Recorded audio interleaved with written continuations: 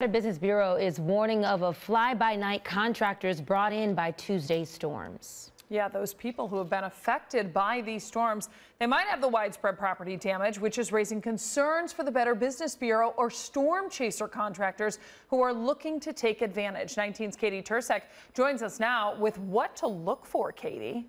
Yeah, you really do have to watch out for those scams. We're talking about people that maybe have damage to their homes or garages or cars. Be careful of those scams. The Better Business Bureau says scammers will take advantage of the storm damage that we are seeing. So here's what you can do. Get 3 estimates for repairs and get everything in writing. Don't pay the full amount in advance and use a credit card if possible.